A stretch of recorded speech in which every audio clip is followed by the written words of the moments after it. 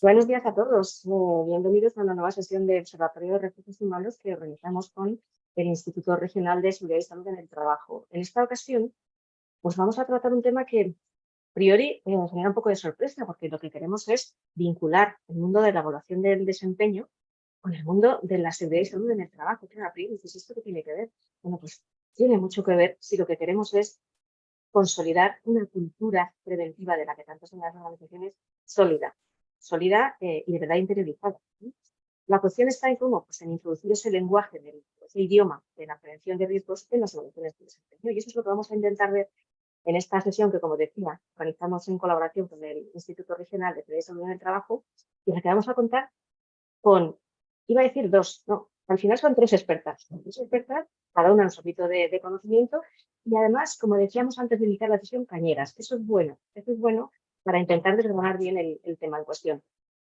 Vamos a presentaros a Rosa Allegue, es coautora del libro La evaluación del desempeño examen y además profesora asociada de la Universidad Complutense de Madrid. Bienvenida, Rosa, que te estrenas con nosotros. Muchas gracias. No se estrena con nosotros, que ya es repetidora, Sonia Cienfuegos, consultora de seguridad y bienestar, de cultura en seguridad y bienestar. Bienvenida también, Sonia. Muchas gracias por volver a contar conmigo. Yo contigo, ya sabes, hasta el infinito y más allá. Y finalmente, y además, quien nos va a hacer la introducción al ciclo es Teresa Moreno, la responsable de la unidad del servicio de formación del instituto y la tercera experta, que os decía, en cuestión. Teresa, muchas gracias por confiar en nosotros y por ponerme temas tan retadores. Bueno, en realidad es como muy en el tema de hoy, ¿no? Nosotros lo que pretendemos es que haya una difusión de la cultura preventiva, ¿no? Y siempre estamos hablando desde el punto de vista de la legislación de que las responsabilidades, las obligaciones y los derechos en prevención de riesgos laborales se establecen a lo largo de toda la jerarquía, ¿no? De una empresa, una entidad. ¿Qué ocurre? Que eso está muy bien como un principio, pero después hay que materializar, ¿no? Hay que llegar en concreto a que eso se pueda materializar. Y normalmente pues tenemos en prevención siempre esos indicadores que hablan solamente de lo mal que se hace, ¿no? de la accidentabilidad, pero no se habla de lo que se prepara antes, ¿no? De lo que se promueve. Entonces, por eso creemos que una jornada de este tipo es muy importante para que acerquemos realmente a esa evaluación del desempeño en seguridad y salud de las organizaciones y de los individuos, ¿no? Y entonces, bueno, llegar a un momento dado a tener en cuenta que parte de los objetivos de las personas alineados con la organización tienen que ser un trabajo seguro y saludable y un bienestar laboral adecuado a los tiempos que corren, ¿no? Así que muchas gracias, Orrache, por coger el testigo, porque nosotros tenemos ideas peregrinas, pero sin alguien profesional que nos ayude a ejecutarlas no sería viable. Y, por supuesto, agradecerle a más de las 200 y pico personas que se han suscrito a este webinar, con lo cual demuestra que la preocupación existe y que hay necesidad de conocimiento y de reflexión. Así que muchísimas gracias.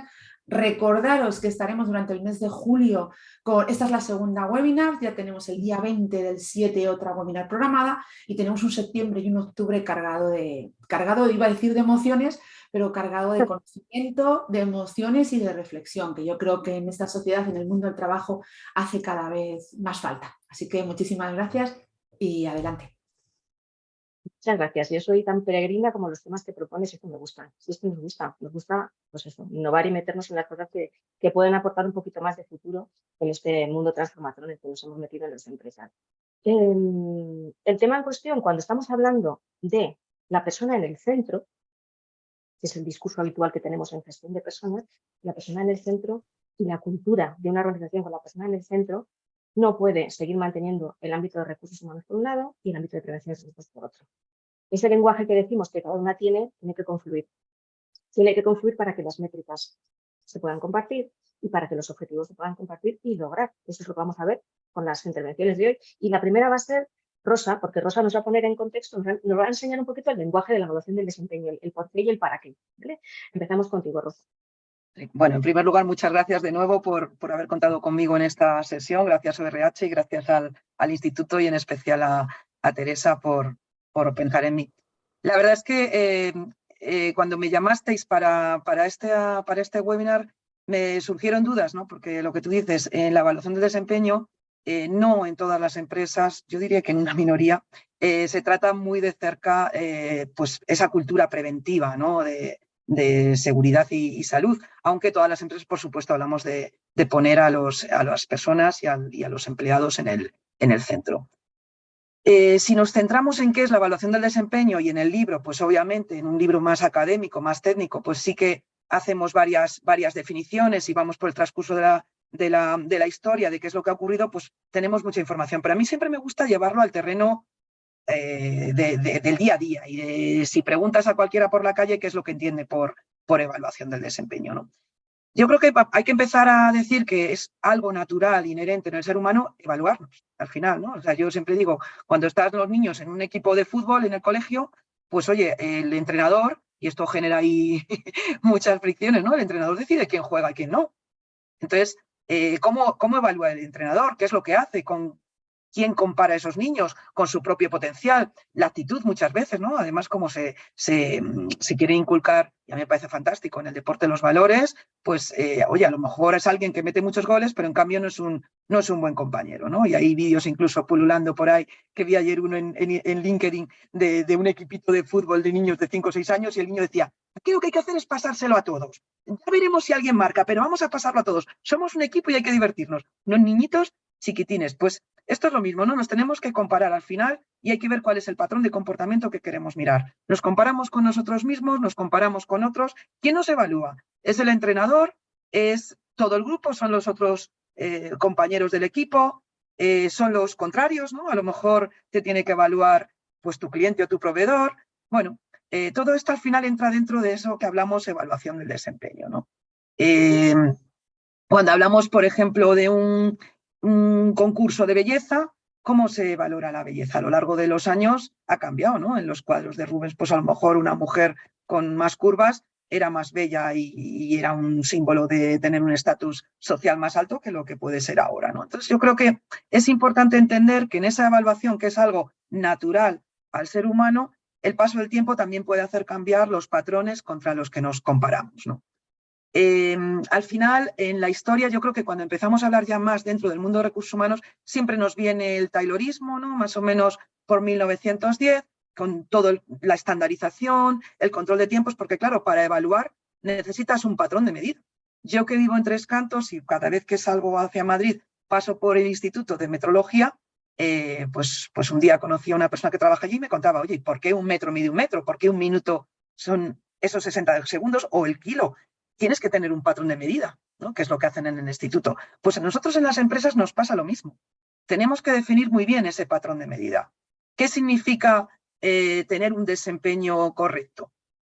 ¿Cómo lo evaluamos? ¿Cuáles son esos indicadores, ¿no? Los famosos KPIs que utilizamos muchos en las empresas para saber si lo estamos haciendo correctamente o no? Y creo que eso es importante, ¿no? Al final estamos hablando, cuando evaluamos rendimiento, que son los objetivos que suelen poner y que si pensamos en departamentos de ventas, yo trabajo en una empresa comercial, entonces en un departamento de ventas vamos a tener siempre objetivos de ventas, pero también el comportamiento, ¿no? Lo que decía el niñito ese del fútbol, oye, ¿cómo trabajamos en equipo? A veces tienes un esfuerzo muy grande, pero oye, llega una pandemia y no vendes nada porque tu país está cerrado. Entonces, ¿cómo evalúas ese año cuando hemos tenido pandemia?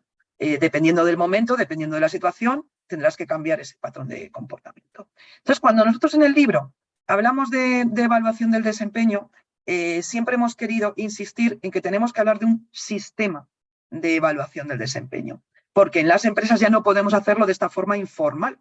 Normalmente tiene que quedar un registro, y ahora veremos si eso es bueno o es malo, porque a veces se hace un uso no especialmente bueno de los registros que dejamos y además desde recursos humanos, pues una de las cosas que siempre se dice es que cuando vas a tener esa evaluación anual, esa entrevista anual con tu jefe, pues muchas veces ya, claro, es que si lo hago mal así luego lo pueden sacar en contra mía, pues yo qué sé, si quieres decir que has tenido un rendimiento que ha ido bajando continuadamente en el tiempo y demás, la única forma de demostrarlo es que quede un registro. Por tanto, evaluación del desempeño lo hacemos todos de forma natural, pero en las empresas tenemos que ver cómo formalizarlo. Y eso es lo que llamamos ese sistema de gestión del desempeño. En ese sistema tenemos bastantes fases. ¿vale? O sea, primero tenemos que conceptualizarlo, no puedes ponerte, que lo hacemos muchas empresas, ¿eh? Y ahí hay que hacer un poco una reflexión interna de cómo lo hacemos, ¿no? O sea, tú directamente llegas a alguien, le haces jefe, porque le han promocionado, le das un equipo y dices, ahora, pues a fin de año tienes que evaluar a todos. Una persona que ha recibido, por supuesto, yo que trabajo en finanzas, ha recibido formación en finanzas, en digital, probablemente tenga en gestión del estrés, gestión del tiempo, pero no tiene una formación específica de cómo evaluar. Eso ya empieza un poco mal. Es decir, que la conceptualización de todo el sistema es algo importante. Cuando lo empiezas a desarrollar es donde tienes que ver cuáles son los KPIs que vas a medir. Los expertos recomiendan que esos KPIs que vas a medir siempre estén consensuados con la persona que vas a evaluar.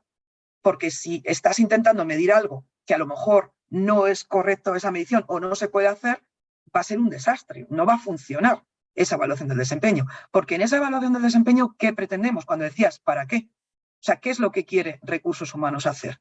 Pues por supuesto Recursos Humanos tiene un objetivo, porque no puede estar evaluando ellos directamente en una empresa de 3.000, 6.000 empleados. Lo que quieres es tener una base más sistemática de saber qué personas, pues un talent pool que le llaman, ¿no? Un pool del talento, qué personas pueden, quizá en planes de sucesión, cuando tienes que hacer una promoción, necesitas tener esa cantera bien identificada y eso no es fácil. Entonces yo creo que esa implementación de un sistema de evaluación del desempeño, que a nosotros nos gusta llamar gestión del desempeño, porque incluye toda esta parte que os estoy diciendo cíclica, pues ahí es donde vas a empezar a meter todas las variables y va a quedar constancia. ¿Vale? Una vez que lo implementas, tienes que definir, por ejemplo, la periodicidad en que va a haber ciertas entrevistas. Tradicionalmente, y si tú preguntas por la calle, la evaluación del desempeño dice, bueno, la entrevista anual donde me suben el sueldo, ¿no? Donde se decide. Es lo que tiene la gente en la calle. Error, ¿no? Como decía el anuncio, error. No puede ser así. O sea, tiene que ser un proceso continuo y no discreto. Por eso nosotros hablamos siempre de un proceso cíclico en los sistemas de evaluación del desempeño o gestión del desempeño. No puede ser que solo tengas una entrevista al año. O sea, normalmente debería haber una comunicación continua. Para eso la tecnología también pues nos está ayudando. Ya hay muchas empresas que tienen previsto un módulo precisamente para dar constancia de todas estas evaluaciones del desempeño. ¿Vale? El feedback que se da en ese momento al empleado, compañero, es fundamental y de nuevo no tenemos esa formación de cómo dar feedback constructivo. Creo que es una de las formaciones más interesantes que se puede hacer, porque mucha gente va ahí, como te dicen, ¿no? Cuando somos padres, una escuela de padres y hacer lo mejor que puedes. Creo que con los pocos recursos que damos a nuestros compañeros a la hora de evaluar a los suyos, a su equipo, pues no hacen mal, o sea, se podría mejorar, pero la verdad es que si les diéramos herramientas, iría mucho mejor, y si incluyéramos, que luego lo iremos viendo a lo largo de la sesión de hoy, una perspectiva global de todo lo que interesa en la empresa, incluyendo seguridad y salud, pues seguramente iría mucho mejor, porque hasta ahora no se está incluyendo. Una de las cosas que más se queja la gente, lo habréis oído por la calle, es que mi jefe me tiene manía, o es que como no me llevo bien, pues me evalúa mal. Y por eso es tan importante la calibración. Nosotros llamamos, dentro de ese sistema cíclico, ese proceso cíclico, una calibración, ¿no? Que normalmente puede haber el experto de recursos humanos que sea capaz de hacer una lectura de las evaluaciones que está haciendo un responsable de equipo, pero también tenemos que en muchas empresas se hace, aunque esto tiene un coste, y en el libro lo hablamos porque hay empresas que lo han medido y son miles de horas, lo que llamamos la evaluación o bien 180 para unos mandos más, o sea, a lo mejor para una persona que no tenga personal a su cargo, o bien la 360. Y la 360, que incluye todos los ángulos, a mí me parece muy interesante algunas empresas que meten en la evaluación de desempeño incluso a terceros, clientes o cualquier otro stakeholder que pueda apreciar el trabajo que hacen. Esto, insisto, que no es nada nuevo. O sea, llevamos haciendo evaluación de desempeño incluso formalmente de toda la vida. En el libro mis compañeros, porque este capítulo no lo traté yo cuando vimos la historia, pero mis compañeros sí que hablaban, pues por ejemplo en la Argentina, que estamos hablando de hace muchísimos años, en el siglo IV, existía el valorador imperial que evaluaba el desempeño de todos los miembros de la corte. En la Compañía de Jesús, en el siglo XV, también se evaluaban los miembros en misiones en distintos países, es decir, ya tomaba esa perspectiva internacional, que lo que creemos nosotros que es algo muy novedoso, se lleva haciendo mucho tiempo.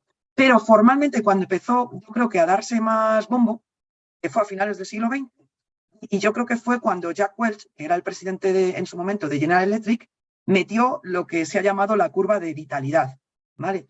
Y diferenciaba a los empleados en grupos, ¿vale? Y entonces ponía en un modelo de campana de Gauss, que es la famosa que hace la curvita, y hablaba del 70-20-10, ¿no? Entonces se hablaba del concepto de ranking y yanking, o sea, subir o salir. Es decir, si tú no mejorabas en esa evaluación, en esa curvita de Gauss, pues probablemente tuvieras que salir de la empresa. Esto, la propia General Electric lo dejó hace muchos años, pero yo creo que todavía hay muchas empresas a la hora de hacer las retribuciones salariales y sobre todo los bonos variables también, muchas veces utilizan este 70-20-10. ¿Esto qué significa? Es en una distribución normal, se da por hecho que 70 personas van a estar más o menos en la media, 20 van a ser excepcionales, lo van a hacer muy bien, y 10, pues un desastre. Tienen un desempeño bajo y probablemente pues terminen lo del yankee, ¿no? Saliendo de la empresa. Claro, si tú estás en un grupo de 10 personas y ya sabes que una tiene que salir, pues imaginaos con qué ganas va a ir el empleado a su entrevista, que además probablemente sea anual. Los KPIs que vamos a marcar, y eso lo podemos ir hablando para no monopolizar ahora al principio, los KPIs que vamos a hablar siempre van a tener que ser SMART, como hablamos siempre, ¿no? Que se puedan medir bien, pero hay una de las cosas que es importante y es que sean realistas. Y eso yo creo que es donde más fallamos las empresas, que a veces ponemos un KPI, y es lo que he dicho, desde el primer momento tiene que ser consensuado. Si tú le pones a alguien, pues por llevarlo a vuestro terreno, a vuestro terreno me refiero a seguridad y salud, accidentes cero en una empresa donde haya habido normalmente accidentes, pues ya se sabe que no es realista. Entonces, ¿qué motivación va a tener la persona que va a hacer esa evaluación? Tanto el responsable, el manager, como el empleado. Entonces, bueno, yo creo que con esto damos un poquito una visión por encima de cómo es la evaluación de desempeño y vamos a llevarlo ahora, yo creo, con la intervención de Sonia más a la parte de seguridad y salud y luego vemos cómo unimos. Sí, Sonia, a ti te toca aterrizar, o sea, yo creo que la ventana de oportunidad ya la hemos visto con la intervención de Rosa. Ahora a ti te toca explicarnos cómo se hacen las cosas y cómo materializar esa ventana. Ni más ni menos.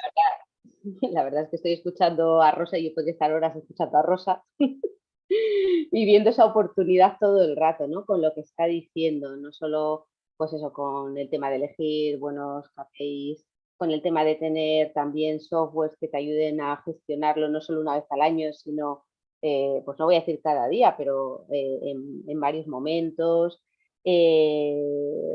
con la implicación de todas las personas de la organización. O sea, estoy todo el rato viendo el encaje, ¿no? con seguridad y salud laboral y con el tema de la cultura de la organización. Entonces, ¿qué pasa en seguridad y salud laboral?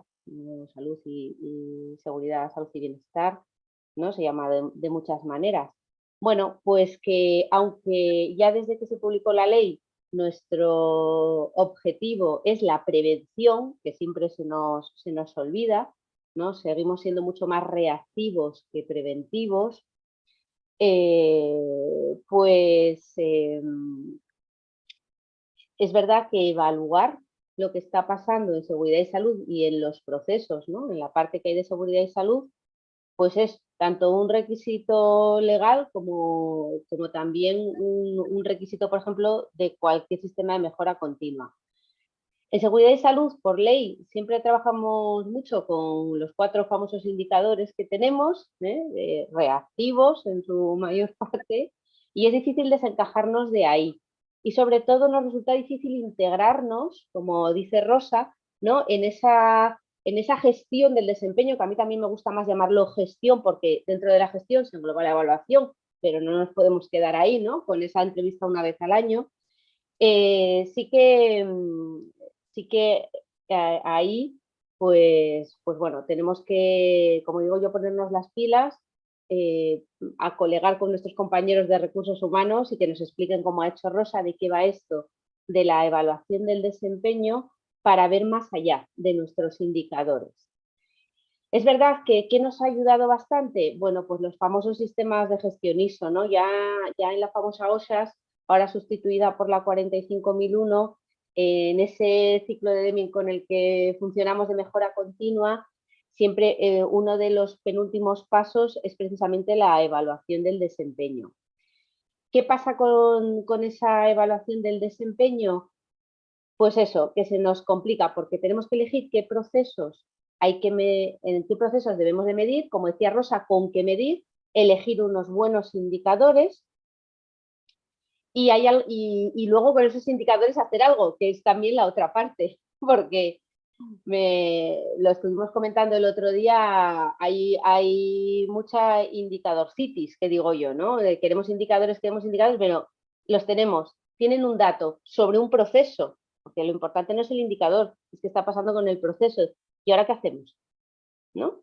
Pues ves muchos reportes y todo el rato te ponen los pesitos, cómo vamos, cómo tal, pero ¿y con eso qué haces? No, vamos a esperar. A ver, vamos a compararlo con el año anterior. Te vas a esperar todo un año para compararlo con el año anterior para ver qué está pasando, qué acciones tienes que poner en marcha. Entonces, bueno, lo que digo, ¿no?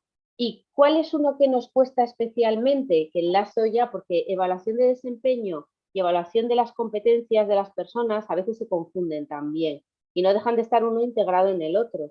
Pues que nos cuesta mucho el tema de la evaluación de las competencias en materia de seguridad y salud de las personas, ¿no? Por eso que comentaba Rosa. ¿Qué voy a evaluar? ¿Se ha reportado alguna mejora en seguridad y salud? Que parece que es un indicador objetivo, ¿no? ¿Ha reportado 1, 2, 3, ninguna? O si fomenta el buen ambiente de trabajo en su equipo, por ejemplo, un mando o un compañero, un integrante del equipo. Eso es más subjetivo, pero también se puede evaluar. Lo que pasa es que ya te requiere más esfuerzo, ¿no? Entonces, a veces el esfuerzo es lo que nos cuesta, ¿eh? ¿Cómo lo vamos a medir? Entonces, sí que es verdad que tenemos pues, que dentro de ese requisito de evaluación del desempeño hay que indicar los procesos con sus métodos de medición, que también lo decía Rosa, tiene que haber una metodología, una sistemática y los análisis a realizar para garantizar esa mejora y esos resultados previstos. Algunos son sencillos, pues los relacionados, por ejemplo, con cumplimiento de requisitos legales o con gestión de emergencias, incluso con temas de salud y bienestar, pero otros son más complejos, ¿no? Como por ejemplo, las competencias que adquirimos y su eficacia. Para empezar, seguimos hablando mucho de las formaciones. Es que lo que se trata es de adquirir una competencia. ¿Cómo? A través de una formación, asistiendo a un webinar, leyendo un libro, compartiendo, ¿no? El famoso benchmarking también que tenemos. Eso también son herramientas para adquirir una competencia. Bueno, pues hay que ver luego si son eficaces, qué es lo que nos cuesta. Decir que ha asistido a 2 formaciones de total, me lo invento, 50 horas de formación y a un congreso de 3 días, eso es fácil, pero eso nos da alguna información de si va a ser válido y eficaz en materia, por ejemplo, ahora que estamos de seguridad y salud laboral en su trabajo, en su organización. No, lo que nos interesa es medir, conocer esa eficacia. ¿Y cómo la vamos a medir o cómo la vamos a conocer? Y aquí enlazo con Rosa. Una cosa es medir y otra es conocer preguntando a la persona, ¿no? Podemos medir por un lado, pero luego hay que preguntarle a él o a él y a su entorno más próximo, a su equipo, ¿no? Puede ser pues, esa metodología, también entrevista individual o un focus group y nos ponemos a preguntar y a trabajar para averiguar qué está pasando, para esa mejora. Entonces, bueno, pues nos cuesta, desde seguridad y salud laboral nos cuesta, porque hay gente que dice, es que me meto en un terreno que no es el mío, no es cierto. Es un terreno que considero que también es nuestro, pero que mejor si lo hacemos, evidentemente contando con el apoyo, la colaboración e integrándonos en esa evaluación que hay del desempeño que normalmente lideran los departamentos de recursos humanos. También hay mucha tendencia a ir por libre. No, es que ahora me piden esto y me pongo a inventarlo. No, es que en tu empresa ya está, no solo inventado, sino está implantado. Pues vete, pregunta, diles, oye, ¿qué tal si vamos introduciendo? Mira, tengo la necesidad de poder evaluar estas competencias cada 6 meses o una vez al año. ¿Qué podemos hacer? Yo necesito esto, ¿no? Tengo esta necesidad. Consultores internos. Tengo una necesidad de seguridad y salud. Voy a preguntar al experto, que sabe. Lo mismo que Rosa dice, oye, pues si quiero introducir algo de seguridad y salud, ¿a quién iré a preguntar? Pues al experto que hay en mi organización. Si no lo hay en mi organización, pues ya me vengo a un webinar como este y también tomo ideas, ¿no? Pero Entonces, fíjate, Sonia, me parece interesante aquí esto que estás lanzando, porque mientras ibas hablando digo, oye, es que igual que has hablado de las ISO que os están ayudando porque se está estandarizando, yo quería transmitir también que la evaluación del desempeño en las empresas no hay ningún estándar. Y hay una de las cosas que en nuestro país, que nosotros además, los autores del libro y en otro grupo también que trabajo de otros escritores, sacamos un artículo y es la falta de certificaciones profesionales para recursos humanos en España. Si tú quieres ser un project manager, tú tienes que tener una certificación donde hay temas estandarizados. Si tú quieres ser un cirujano, pues tienes unos títulos y demás. ¿Quieres financiero? Tú no puedes contabilizar como te dé la gana. Hemos hablado lo de los patrones a medir. Sin embargo, en recursos humanos no hay ninguna certificación. De hecho, si tú te fijas en los perfiles de las personas que están en recursos humanos, pueden ser psicólogos, a veces son abogados porque está más fuerte la parte de relación laboral, a veces es gente que ha estudiado administración de empresas. En empresas de ingeniería muchas veces son ingenieros que vienen de negocio y que se han reciclado recursos humanos porque les viene muy bien entender. Pero al final, ¿esto qué ocurre? Que no hay estándares. Entonces, esto dificulta muchas veces ese proceso de evaluación de desempeño. Si tú tienes estándares de cómo medirlos, es mucho más sencillo porque todo el mundo habla el mismo idioma. Tú te cambias de una empresa y vas a otra y el mismo proceso de evaluación de desempeño no tiene nada que ver. Se hace totalmente distinto. ¿Esto qué es lo que dificulta? Por eso, cuando se habla de evaluación del desempeño, se habla mucho de intentar estandarizar en la medida que puedas luego medir, porque si no entras en criterios arbitrarios. Y desde luego los empleados cuando les evalúan y entran en criterios arbitrarios es donde empiezan a poner más pegas. Entonces, cuando habláramos de seguridad y salud en el trabajo, ¿qué estándares vamos a pedir para medirlo? Lo que tú decías, ¿no? ¿Cuáles van a ser los KPIs? Ahora mismo no existe. Fíjate que yo ahora estoy muy concienciada con todo lo que es la sostenibilidad, porque están sacando normas, igual que hay normas internacionales financieras para cómo contabilizar cuando tienes un alquiler y todo el mundo avanzado los tenemos que contabilizar igual. Hay una norma internacional. No hay ninguna norma internacional para reportar qué es lo que hacemos en tema de medio ambiente. Pues en seguridad y salud tampoco tenemos a la hora de evaluar una norma de qué indicadores vas a ponerlo, que decías tú, que algunos, oye, pues has acudido a medidas de formación, no lo sé, 1, 2, 3, 4, pero ¿cómo ha sido esa formación? ¿Qué te ha aportado? Entonces, yo creo que uno de los puntos que deberíamos abordar las empresas es intentar tener algún tipo de estandarización.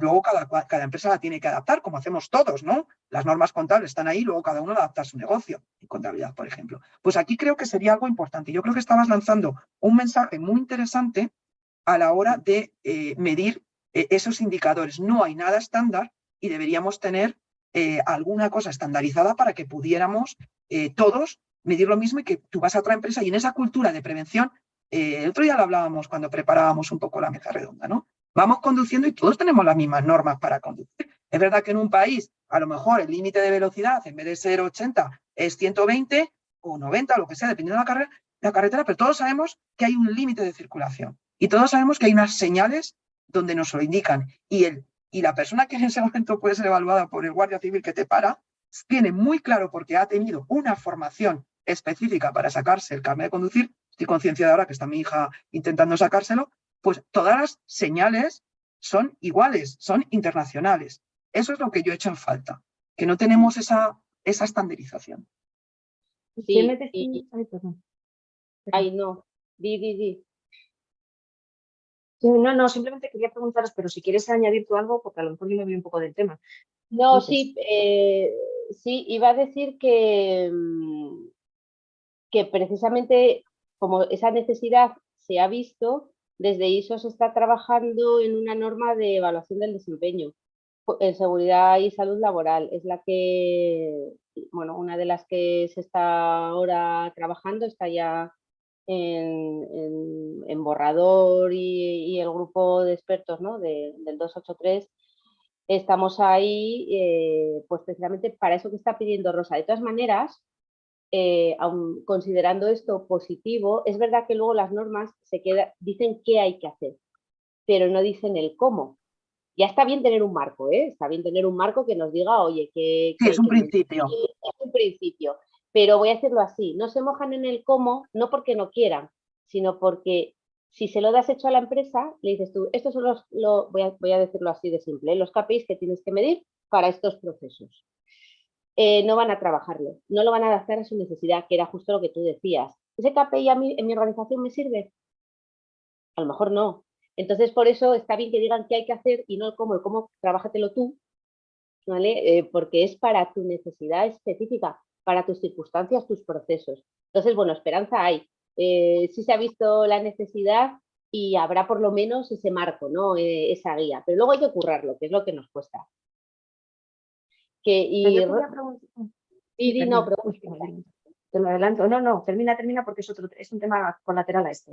Nada, era solo lo de las metodologías que decías, te iba precisamente a una de las preguntas que te iba a lanzar yo, era cuál veías que podía ser a lo mejor más adecuada para estas competencias, ¿no? En materia de seguridad y salud, porque estabas diciendo, pues yo he hecho evaluaciones 360, o sea, me las han hecho a mí, las hemos hecho algunas 180. Hay el tema más pues de una entrevista o los clásicos objetivos y luego repasar si has llegado, si has cumplido o tal, ¿no? Era simplemente, pues, y que enlazaba con lo que has dicho, ¿no? ¿Cuál sería a lo mejor más adecuada o no importa porque en todas podría encajar porque es una competencia más? Yo creo que es una competencia más, pero antes has sacado también un tema que creo que es importante insistir aquí, que es cuando no sabes hacer algo, acude a un experto. Y yo creo que en este caso los consultores expertos son los que nos dan un poco, nos marcan la guía de por dónde ir, aunque luego cada empresa, por supuesto, lo tiene que hacer, pues personalizar, ¿no? Porque yo creo que cualquier norma o cualquier estándar, al final hay que personalizarlo. Fíjate que nosotros, me hace gracia, porque en la empresa en la que yo trabajo, yo siempre cuando contrataba al servicio de prevención externo de prevención de riesgos laborales, yo siempre decía, no, pero aquí tenemos poco riesgo, porque, bueno, entienda a lo mejor que se tienen que subir nosotros, yo trabajo en una empresa que vendemos calzado, entonces en las tiendas, pues si tienes un riesgo a lo mejor físico, en el sentido de que tienes que coger algo que está en altura y que se te puede caer y demás, pero en su momento no se hablaban de los riesgos psicosociales que ahora son, yo creo que de los que a mí me gusta que se haya puesto sobre la mesa porque hemos tenido muchos problemas que es que directamente mirábamos a otro sitio. Pero para poner un ejemplo así práctico y demás, en mi empresa han pasado dos cosas en oficinas que ahí sí que dices no tienes apenas riesgos físicos, ¿no? Porque es un entorno seguro.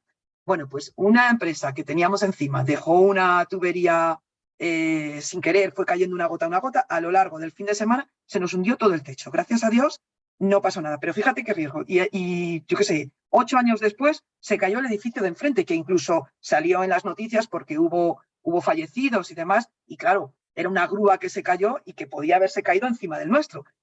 Lo que quiero transmitir es que es difícil eso que tú no lo ves, porque tú dices, yo no tengo ese riesgo, ¿no? Y ya volviendo al carnet de conducir, pues si tú tienes esa formación preventiva también, como tú dices, que aunque tú crees que no hay, pues en el carnet de conducir mucha gente se hace con estos cursos que hay especiales en el RACE de conducción extrema, que tú dices, esto no me va a pasar en la vida. Bueno, pues sí, te puede ocurrir.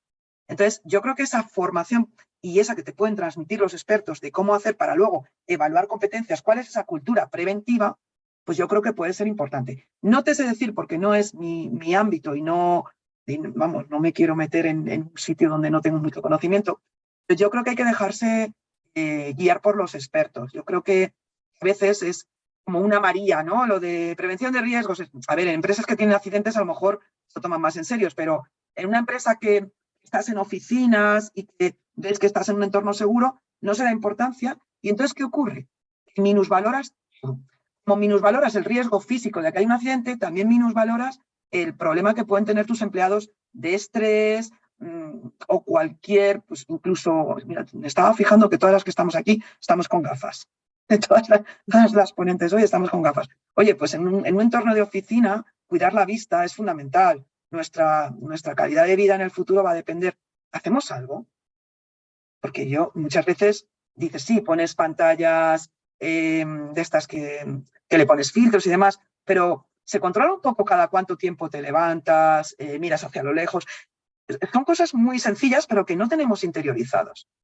Entonces, cuando pones qué competencia vas a medir, yo no te sabría decir ahora, pero sí tengo claro, y ahora estoy más concienciada y haré un poquito revisión de nuestros procesos, ¿no? Una vez después de este webinar, que no estamos midiendo correctamente porque lo desconocemos. Yo creo que hay un gran desconocimiento. Y creo que la prevención de riesgos es algo fundamental. Desde el instituto, por supuesto, y con todo el programa de formación, lo fomentan, pero luego llegas a las empresas y el manager directo, por ejemplo, en una empresa comercial que se dedica a venta de zapatos, no interpreta a un director comercial que tenga riesgos, sus equipos. Y tú el otro día comentabas, Sonia, porque estuvimos teniendo una reunión antes para ver cómo preparamos, y decías, pues es que tiene, pues oye, pues sus vendedores, su equipo, está viajando todo el día en el coche. ¿Qué medidas de seguridad toma? ¿Cada cuánto tiempo descansa? Porque tú tienes que viajar, si te toca en España la zona de Andalucía, que tiene un montón de kilómetros, ¿cada cuánto tiempo estás descansando? Esto no se mide, ¿eh? No se ve en ningún sitio. Nosotros miramos los pares de zapatos que metes. Seguramente el manager está preocupado por su gente, pero no hay nada estandarizado y por tanto no queda registro. Y no nos olvidemos lo que decía Lord Kelvin. Lo que no se mide, no se mejora y se pervierte. Y esto para mí, yo lo llevo a rajatabla, quizá por deformación profesional, porque soy financiera y todo el día estoy midiendo cosas. Pero yo creo que tenemos que medir y tenemos que meter en la evaluación de desempeño muchas más variables referentes a seguridad salida en el trabajo y dejándonos asesorar, por lo que tú dices, porque probablemente no lo conozcamos bien. Voy a introduciros primero, antes de la pregunta que quería haceros yo, una que nos envió Sebastián. Que dice, el sector de la seguridad y salud laboral está muy regulado, planificado y con normas de certificación. Sin embargo, en el área de recursos humanos, la certificación SG21 impacta mucho, a su vez, ya que exige una evaluación del desempeño para toda la plantilla. Quizás sea esto la norma que pueda ayudar. Claro, desde luego no sé la norma que va a ser porque claro, cada sector es tan distinto, esa es una de las dificultades, sí. Pero desde luego, en general, en todos recursos humanos debería haber una certificación que en España no tenemos, que cubra unos mínimos y luego por cada área meter certificaciones como está comentando aquí en las preguntas Sebastián, ¿no? Yo desconozco esta certificación, no sé cómo funciona, pero estoy segura que si la pones aquí es que es algo adecuado. Si no hay ninguna, desde luego, ver las que ya existen y ver si se pueden adaptar a nuestra empresa sería lo mejor, ¿no?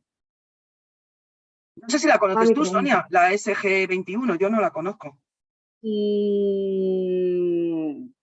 Pues no, estaba aquí justo que permite implantar, auditar y certificar el sistema de gestión ética, las empresas éticas y socialmente responsables.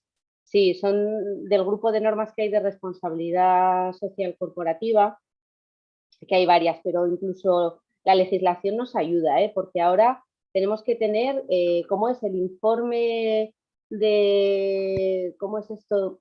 El del salario. ¿El estado de información no financiera, dices? ¿O por ejemplo, y hay más, o sea que también por la parte de legal, pues nos van, voy a decirlo así, forzando, achuchando para que las organizaciones se pongan las pilas en estos temas. O sea sí, pero yo te puedo contar que con el estado de información no financiera, y fíjate que he hablado con bastantes personas, porque además es relativamente reciente, se ha empezado en el 2018 para las grandes empresas, no está estandarizado, eso es lo primero, entonces cada una hace siguiendo los ODS, los Objetivos de Desarrollo Sostenible con la Agenda 2030 de Europa, otros hacen los GRI, que son los estándares internacionales, pero fíjate que dice estado de información no financiera. En la mayoría de las empresas lo que se está haciendo es para cumplir la ley, lo coge el financiero, porque si no, no te saca el auditor el informe financiero, que esa es tu prioridad, y el resto de la empresa apenas está implicado. Es verdad que en ese estado de información no financiera, a mí me parece que hay algo muy interesante, que hay una matriz de doble materialidad, donde, y esto se va a estudiar mucho en los próximos estándares internacionales, entonces creo que puede ser muy interesante y que va a haber muchos cambios de aquí al futuro, que tienes que hacer o sea, tienes que preguntar, lo que tú decías, no vale solo medir, tienes que preguntar. Entonces, hay que preguntar qué piensan tus stakeholders. Por supuesto, un stakeholder fundamental, los grupos de interés. Un grupo de interés fundamental en la empresa son los empleados, los compañeros, el equipo. Hay que preguntarles y si empiezan a estandarizarse más cosas, porque van a llegar normas estándares de todo lo que tiene que ver con sostenibilidad, de hecho aquí ya nos están poniendo una, cuando empiecen a llegar todas esas normas internacionales, te van a medir muchas cosas y muchas de ellas yo espero que sea de seguridad y salud. Ahora mismo no las tenemos, pero yo creo que por poner un espacio temporal, más o menos para el 2026 vamos a empezar a ver cambios importantes, porque esta legislación que va a salir va a ser para las grandes ya para el 2025, bueno, 2024 que es 2025, ya sabes que sale luego todo un año más tarde, y yo creo que para el 2026 en las grandes empezaremos a ver ya muchos cambios, más estándares. Yo tengo una amiga que es experta en todo el tema este de ESG y me ha dicho que cuando lleguen las estandarizaciones se va a pedir más de 1000 KPIs, o sea que va a ser una locura. Y yo creo que hasta que se empiece o sea, yo creo que esto como todo, ¿no? Empieza pues como el impuesto al plástico, muchas cosas, empieza todo muy exagerado y luego se va centrando en la realidad de cada uno de los países. Recordad que Europa quiere liderar todo el cambio global en cuanto a temas ESG y va a llegar mucha legislación. Entonces yo estoy contigo, creo que la legislación nos va a ayudar, pero a fecha de hoy, ese estado de información no financiera, pregúntale a cualquier compañero de tu empresa si se lo ha leído, si le han preguntado algo, porque muchas cosas están haciendo por cumplimiento de la ley con prisas, corriendo, no estamos preparados, la mayoría de las empresas, y entonces no se está haciendo de la forma correcta. Pero como esto es una tendencia que va a llegar y que además, como se presta tanta atención en toda la parte de ESG, la parte de S, de social, nuestros empleados van a tener ese protagonismo, ahí es donde podemos meter la mano en temas de seguridad y salud, porque una plantilla sana es una plantilla más productiva. Entonces, es así. Entonces yo creo que va a haber bastantes indicadores que vengan en el futuro y que sean estandarizados. Luego cada empresa los tendrá que adaptar. Que los va a tener que ver, porque ayer salía la noticia de que se plantean ya trabajar más allá de los 70, ¿no? Entonces, a ver cómo llegan esas plantillas, en qué estado de salud están. Bueno, yo por introducir un comentario, un chascarrillo, espero que toda esa consolidación se haga con sentido común, porque hace nada me miré un informe, creo que era de McKinsey o de Gallup, no recuerdo muy bien, o de Gartner, era de Gartner, que decía que en los reportes de información no financiera, todos los indicadores relacionados con la diversidad, la inclusión, habían dado el sorpaso a cualquier otro, especialmente a los, por ejemplo, de formación. Pero tanto es así que los duplicaban. Entonces, no sé si me queréis entender. Por supuesto, en relación a los de salud y seguridad laboral, nada, no se decía nada.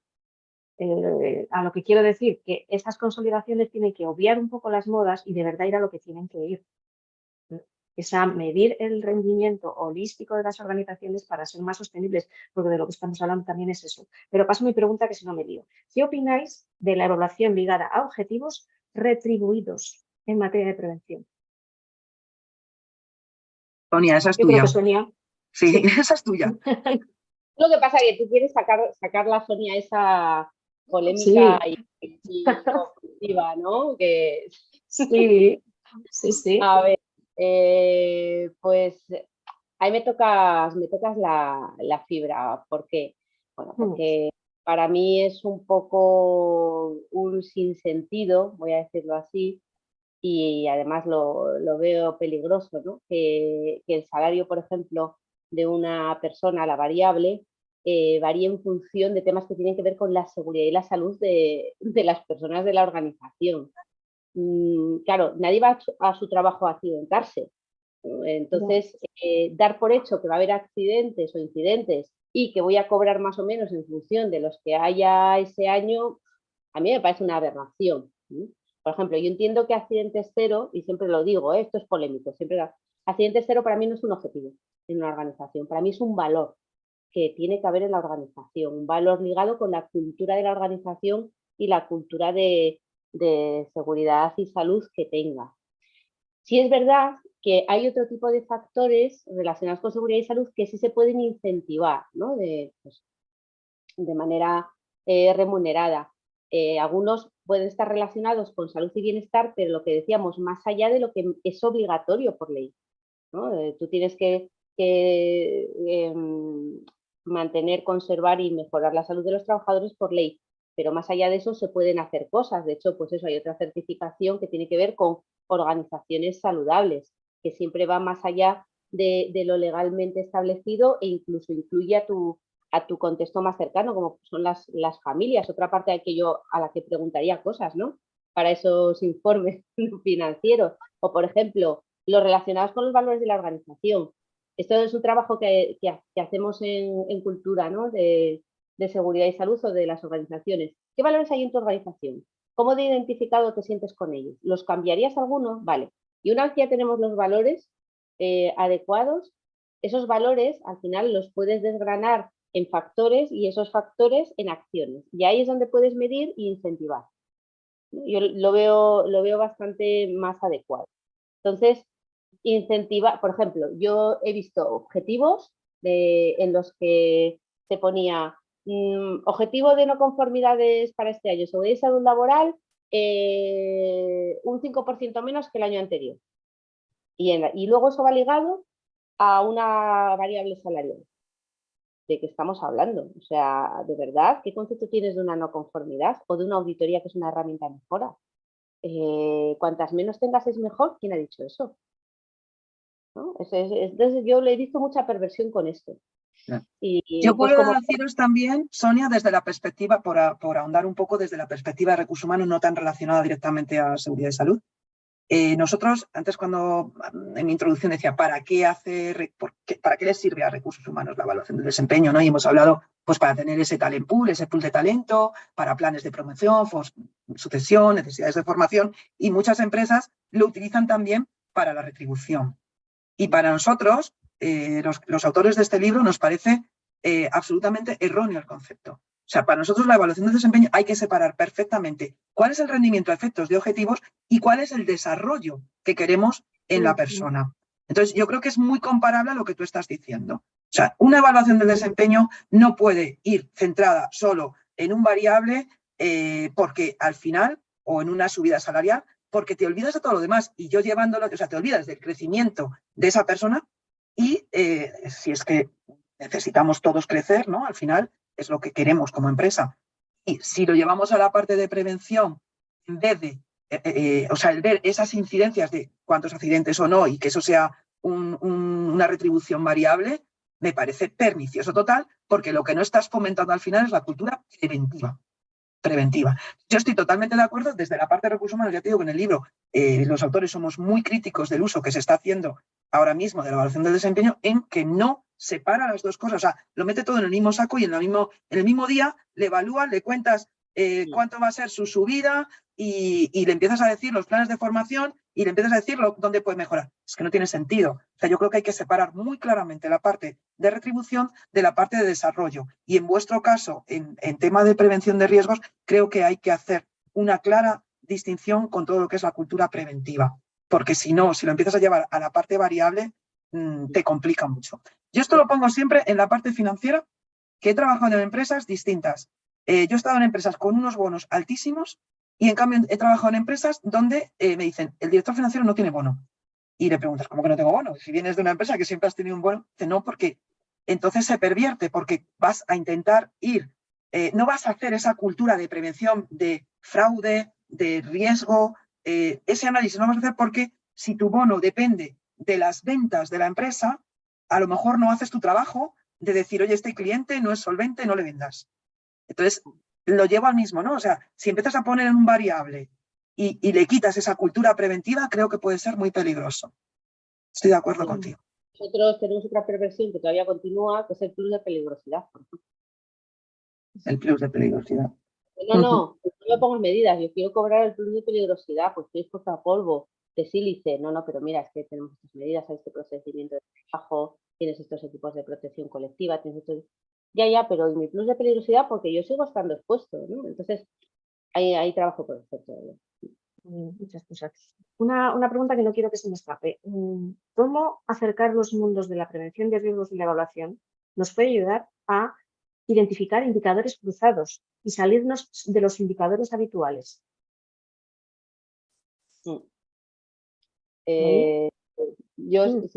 Si queréis, porque es otra cosa que también insisto mucho, ¿no? Hay que salir de la zona de confort. Ya sé que durante una temporada se habló mucho de la famosa zona de confort, porque es verdad, estamos muy cómodos con nuestros 4 indicadores, que son los que nos exige la ley. Entonces, los indicadores tanto se pueden correlacionar como puede haber indicadores compuestos. O sea, el mundo de los indicadores es, ahora hay de todo, leading, lagging, bueno, como lo de las soft skills o las hard skills, pero al final es lo que hay. Por ejemplo, lo de vender zapatos, ¿no? Ahora, vamos a la tienda. El vendedor de zapatos.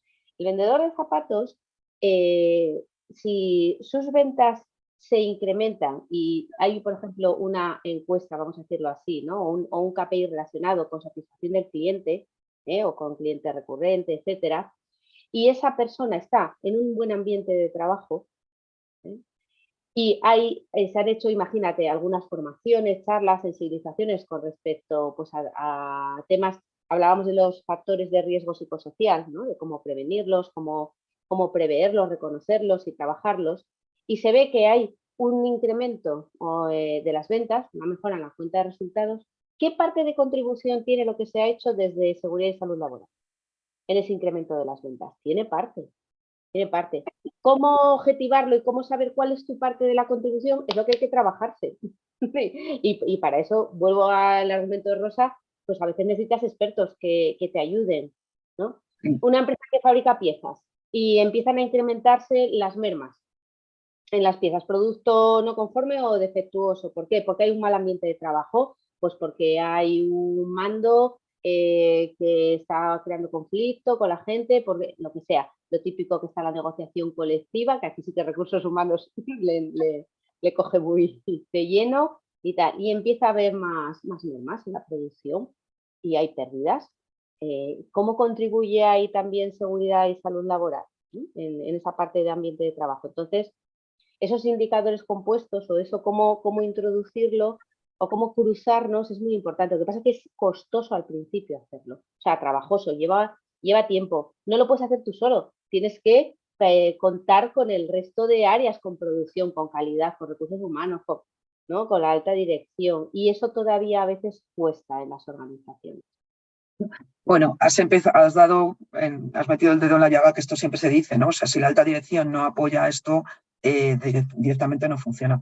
Consuelo, en las preguntas que tenemos aquí abiertas, más que pregunta, ha hecho una reflexión que a mí me parece fundamental, ¿no? La prevención de los riesgos, ella es de Colegio de Psicología, y la prevención de riesgos psicológicos y sociales en las organizaciones es fundamental.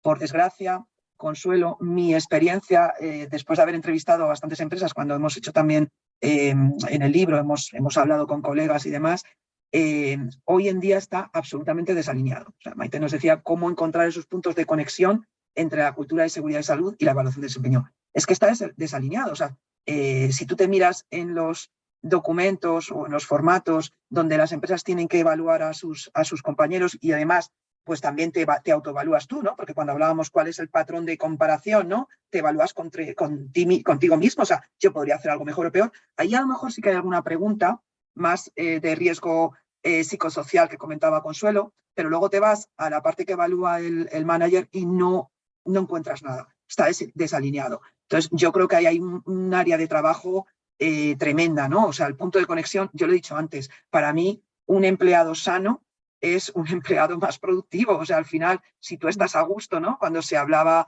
es que aquí cuando has hablado de piezas, yo también en la universidad doy clase de operaciones, y cuando empezamos a hablar de todo el tema de estudio y producción y operaciones, de estudio de tiempos y demás, pues ya sabéis que en su momento, pues muy a principios del siglo XX, se analizó muchísimo el impacto que tenían las condiciones físicas del trabajo, la luz, el que hubiera agua y demás, y se dejó de lado toda la parte psicológica y social, y veían que hacían experimentos y cambiaban a uno de sitio, para acá, para allá, metían plantas, ponían más luz y no mejoraba el rendimiento, hasta que se dieron cuenta de esos factores psicológicos y sociales que estaban empeorando o mejorando el rendimiento de los empleados en fábrica.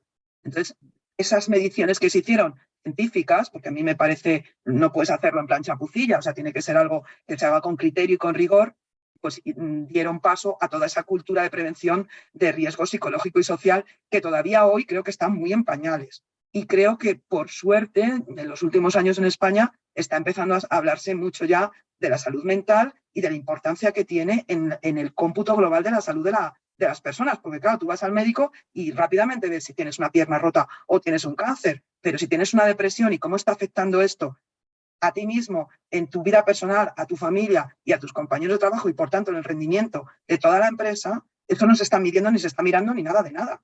Entonces, bueno, yo creo que todavía hay ahí un camino muy largo por recorrer. Creo que un webinar como hoy, que estamos intentando buscar puntos de encuentro, nos puede ayudar en esa reflexión, pero por desgracia todavía estamos algo lejos. Yo no veo ese punto de conexión aún porque no se está ignorando en las empresas directamente. Sí, pero ya aflora, ¿eh? De hecho, por ejemplo, pues eso, la evaluación del desempeño pues puede ser una herramienta muy eficaz para identificar problemas de salud emocional en la organización. Puntualmente, ahora que además necesitamos de verdad actuar sobre ello porque es una pandemia que está ahí, que la vemos, la piel está muy fina y los problemas pues, acucian. Esa conversación entre el manager y su gente, pues a lo mejor es el canal más amable, quizá, para intentar detectar ese tipo de problemas. No lo sé, pero Pero fíjate, sin Maite, ser fíjate, experta. yo creo que muchas empresas, y aquí que hay psicólogos hoy entre los oyentes, lo habrán visto. Mi hija está estudiando primero en psicología, le he dicho, vas a tener mucho trabajo. Creo que muchas empresas en la pandemia se dio cuenta la gente del problema que estaba escondido y que afloró, claro, porque fue una situación extrema. Y muchas empresas hicieron por primera vez contratar servicios de psicólogos a disposición de los empleados y que ha perdurado. O sea, empezó en la pandemia solo en los meses en que estábamos ahí encerrados y ha perdurado. Sin embargo, no se ha hecho nada más, es lo que tú dices. Pones servicios, pero no se miden, no preguntas luego. Entonces, yo creo que hemos empezado un camino largo de recorrer y sinceramente soy optimista. Yo creo que esto sí que va a ir cambiando poco a poco porque se está empezando a concienciar todo el mundo. Y el cambio cultural es lo más difícil. Vamos a ir con la última pregunta, que ya son y 26 para terminar puntual. Esta me ha llegado por correo y la leo. Dice, a ver, en prevención se descarga en los managers la responsabilidad de la seguridad de sus equipos y en recursos humanos se le deriva lo mismo en materia de gestión del talento del equipo, en todos los procesos. ¿Se puede evaluar el compromiso del mando con la seguridad y la salud sin olvidar que tiene unas responsabilidades legales que en otros procesos de gestión de recursos humanos no existen y que vamos a dejar por escrito? Sí, con respecto a la primera parte, que los managers tienen pues esa responsabilidad, ¿no? Con respecto a la seguridad y salud, no es una responsabilidad, tiene una corresponsabilidad. Yo siempre digo lo mismo. O sea, eso es un error, voy a hacerlo así, que seguimos teniendo todos. La responsabilidad es compartida porque el primer responsable de seguridad y salud soy yo conmigo mismo. Lo mismo. Es como lo de separar, este es el trabajo que tengo que hacer y estas son las normas de seguridad. No, no, este es el trabajo que tienes que hacer, que aparte de un proceso y de unos pasos y unos materiales y etcétera, etcétera, tiene unas medidas o unas normas de seguridad que hay que cumplir para que tú no te accidentes, lo mismo que para que el producto o el servicio salga bien, ¿no? Entonces seguimos teniendo ahí esas dicotomías, ¿no? Nos encanta etiquetar, nos encanta en cajitas, silos, ¿no? Los famosos silos. Y no es que haya que romperlos, es que hay solo un silo muy grande. Entonces, eso con respecto a lo de la responsabilidad, pero es verdad, se les pide. Muchas veces es una mitad del sándwich, ¿no? Los mandos intermedios, los managers, están ahí presionados, pero también es verdad que son los que tienen más capacidad de influencia hacia arriba y hacia abajo, precisamente por estar ahí en el medio, ¿no? Es sorprendente. Una vez fui a una formación que era muy para temas de seguridad de recursos humanos más, y lo que había allí eran mandos intermedios, que dicen, es que ahora nosotros tenemos que ver, pues eso, ¿no? El tema de las bajas, de mi equipo, de tal, no sé qué, no sabemos qué hacer. Pues bueno, están ahí en medio. Y con respecto a que somos mucho de cuando pasa algo, papeles cantan, cosa también que es otra aberración, pero oye, ahí lo tenemos y por desgracia sigue siendo necesario esos papeles. La evaluación del desempeño yo lo veo un buen documento con una metodología, con una sistemática, con un aval de reconocido prestigio como herramienta en el sector.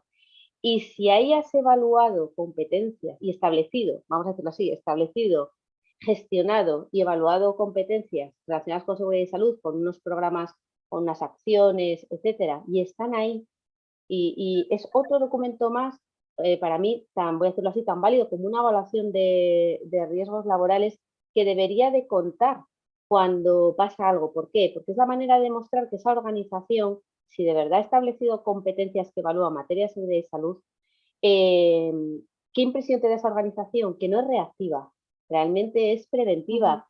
está ya ocupando dentro del concepto de cultura de la organización, ¿no? De la parte de seguridad y salud laboral. No lo está haciendo de manera reactiva porque le obliga la ley o porque ha tenido un accidente y pone en marcha algo, sino que ya lo está haciendo antes de que, de manera preventiva. Entonces, no lo estamos aprovechando. La oportunidad que nos ofrece la evaluación del desempeño para estos temas. Yo siempre lo digo, para otra cosa que sirve la evaluación del desempeño, para demostrar la eficacia de las acciones que pones en marcha, no solo de las formaciones, sino hablamos mucho nosotros de controles operacionales, ¿no? ¿Qué es lo que tienes que hacer para que salga bien la tarea desde el punto de vista de seguridad y salud? También se puede evaluar. ¿Un procedimiento se puede evaluar si es bueno o no? Claro que sí, pero necesitas que la persona entre en ese momento de confianza que decía Rosa, en el que con su equipo y con su manager diga, oye, mira, te vamos a ser sinceros, este procedimiento, esta parte no la estamos aplicando por esto y por esto. Que no sale a la luz porque no ha ocurrido ningún incidente, ninguna merma, ningún tal, pero esto es lo que está pasando en la realidad. Y no lo hemos contado hasta ahora porque siempre se nos penalizaba, porque parece que el procedimiento, que es la tarea prescrita, es lo mejor. Pero es que luego lo de tarea real es esta, y está pasando esto. Es un buen momento la evaluación del desempeño para hacer esto. Y para, pues eso, para evaluar realmente también si un procedimiento determinado es bueno o no. Pero hay que establecer ese clima de confianza, ¿no? Hablamos mucho ahora de seguridad psicológica, que es lo mismo, es ponerle una etiqueta a algo que también se lleva haciendo toda la vida, que cada día quiero ir a mi trabajo porque me gusta. Y no solo porque me gusta, sino porque tengo un buen ambiente. Y tengo unos compañeros, ojo, compañeros, que no amigos, ¿vale? Tengo unos compañeros de trabajo con los que me siento a gusto y trabajo bien. Yo con el tema de la responsabilidad legal, por añadir un tema ya saliéndome de incluso de prevención, yo os digo que soy optimista porque creo que está cambiando la cultura y yo creo que está ocurriendo. O sea, tú vas a muchas empresas y claro, si no tiene ningún accidente, el director general es que prevención de riesgos laborales es que le da igual. Es que le da igual. Pero es que hace o sea, no sabe ni las consecuencias legales que puede tener. Es que no lo sabe muchas veces. Esto ocurría antes al principio también con los consejos de administración, que tienen unas responsabilidades tremendas, legales, y como no se enteraban, porque no tenían una formación específica al respecto, compliance y demás, pues ahí estaban, no miraban nada. Y ahora, ¿qué ocurre? Que como cada vez hay un cambio cultural y cada vez hay más formación y la gente se ha profesionalizado en los consejos de administración, queda mucho por hacer, pero hemos avanzado un montón comparado con hace 50 años, ¿qué ocurre? Que se va pasando todo hacia abajo y cada vez hay esa cultura más de prevención, de fraude, de cualquier otra cosa. Si esto pasa en los consejos, va a pasar lo mismo con prevención y seguridad y salud en los trabajos. No tenemos esa cultura todavía preventiva. Muchos managers no son conscientes de su propia responsabilidad legal porque los técnicos de prevención todos sois conscientes, porque tenéis vuestra formación. Pero el resto que está ocupado a un negocio que crezca en un momento en que a lo mejor la economía está decreciendo, pues es prioridad. Pues yo qué sé, la pone en la lista de abajo, no porque no le importe, que le importa mucho, pero no está formado y no tiene esa cultura de prevención. Entonces, yo creo que poquito a poquito va a ir cambiando, por lo que os digo, porque como en Europa está cada vez lanzando más y quiere liderar globalmente, es que lo ha puesto, ha sido una exposición pública, quiere liderar globalmente todo lo que es, todos los criterios ESG, pues cada vez la parte social va a entrar con fuerza y el governance también, todo lo que es esa responsabilidad legal y va a afectar al final también todo lo que tiene que ver con esa prevención de riesgos. Entonces yo creo que esto ahora mismo está un poco alejado, por lo que os digo, porque en las empresas que no tienen en su día a día, o sea, como no ha aflorado esos accidentes, esas mermas, lo que tú estás diciendo, no se presta atención. Y como no se mide, pues no se mejora y al final lo que decíamos, se pervierte. Entonces yo creo que irá cambiando a medida que vayamos cambiando esa cultura preventiva. Y a medida que la normativa y la legislación avance, porque no, esto ya es para otro webinar. De hecho, viene de un webinar anterior, del primero de la sala con Luis, y es el papel que puede tener la dirección por objetivos y la evaluación del desempeño, por ejemplo, a la hora de justificar despidos con baja de IT. O sea, al final, las herramientas de gestión van a tener que maridar, digámoslo así, con los procesos de prevención de riesgos laborales por necesidad y por oportunidad, por ambas cosas. Y a eso, por lo que os digo, la normativa que tenemos y la que tendremos en todos los sentidos, específica en temas de ESG también, bueno, pues nos va a dar un marco en el que no nos podemos despistar y además en el que podemos aprovechar lo que estamos viendo aquí, herramientas que ya existen, que necesitan esa estandarización que habéis recomendado, porque es cierto que cada uno va haciendo su guerra por su lado y eso, hombre, pues dificulta las comparaciones muchas veces en rigor. Pero bueno, yo creo que hemos dado las pinceladas para empezar a trabajar en ello, ¿no? Gracias por asumir el reto, porque era un retazo. Rosa, Sonia, aterrizar esto, tenéis que habernos visto en la primera reunión. Estábamos, bueno, ¿y esto? ¿Cómo nos lo comemos? Bueno, pues por lo menos lo hemos preparado bien, ¿vale? Ahora vamos a cocinarlo. Pues muchísimas gracias, Rosa. Muchísimas gracias también, Sonia, Teresa, lo mismo por proponernos el tema, por darnos la oportunidad de ser pues, casi de los primeros que hemos cogido este toro por los cuernos. Y te dejo a ti que cierres, si quieres, Teresa. Pues yo me quedo con muchísimas ideas. Gracias por acercarnos el mundo de la evaluación del desempeño y acercarlo a la prevención. Y yo sí que me quedo con un apunte que habéis comentado, ¿no? Que la prevención en las empresas no le ponen el foco hasta que no, desgraciadamente, hay un accidente, ¿no? Desgraciadamente. Y yo añado, justo en relación a todo esto que hemos dicho, y hasta que alguien no tiene una citación en un juzgado. O sea, quiero decir que no solamente, ¿no? Entonces, yo creo que en esta cuestión de evaluación del desempeño debería empezar a pensarse en realidad en la posibilidad y el riesgo que eso tiene. Porque también esas personas en un momento dado van a tener que explicar cómo trabajan, por qué trabajan de esa manera o por qué un procedimiento se ha diseñado en un determinado momento o por qué se ha modificado una máquina o se ha diseñado un determinado proceso productivo, ¿no? Cuando Rosa hablaba de los calzados y los almacenes, bueno, no sabes, Rosa, la cantidad de almacenes de calzado que yo he visitado, ¿no? Desgraciadamente.